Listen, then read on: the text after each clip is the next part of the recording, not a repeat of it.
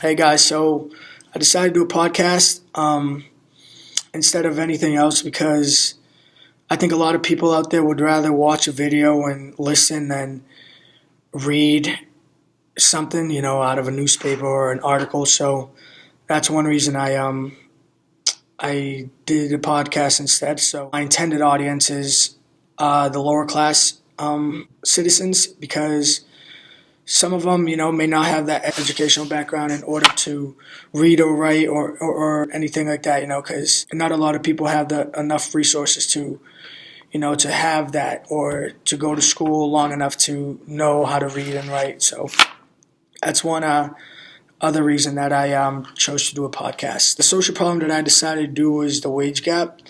I think that the wage gap is a major problem in the U.S. right now because how big it has gotten. The gap has increased significantly over the last, not just year, but the last couple of years. And I think it's important to talk about it because it has a lot of negative effects on people, and not just those of like the middle class or upper middle class, but it has a significant impact on everybody's lives. If you're not that top 1%, you're kind of screwed a little bit because a lot of those resources are held by those top 1%. It's kind of tough to live under a government that allows this to happen, top 1%.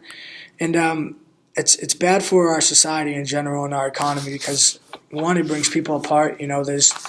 Although competition is good and that's what the American dream is, you got to compete to get to the top.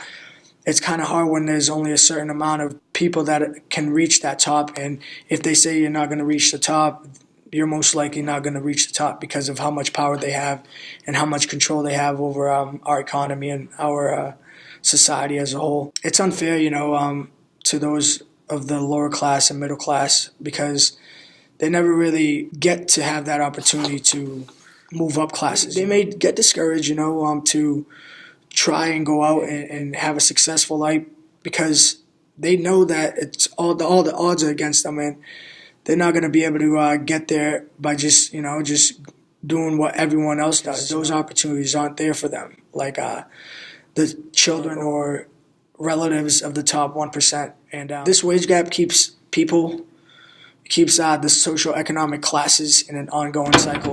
Only the top 1% is they're really controlling what happens. And although the upper class is still there, it has also had its own gap from the top 1%. And you can see it in some research that says that, right now it's the richest 5% of Americans own 2/3 of the wealth in the U.S. So it's scary to think about. And as of right now, actually 35 to 37% of America's total wealth is controlled by the top 1%, which is also very scary. And just the fact that Bill Gates, Jeff Bezos, Warren Buffett, they all make as much as just three of them combined have more than 50% of all Americans in the lower class.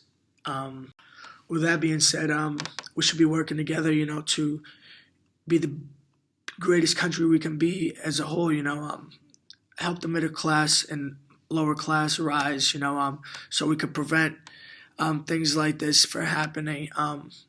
Also, just distribute the wealth from the top 1% to everybody, everybody, although not exactly distribute it as equally, but lend some of that money, not even lend, but just be generous with it, considering how much money you already have and what else do you need? A lot of people can live on $1 million or $2 million and invest and do other things, so it doesn't really have to be like that. But I think in order for us to be successful as a country, I think we need to work together and do the right thing for ourselves and each other.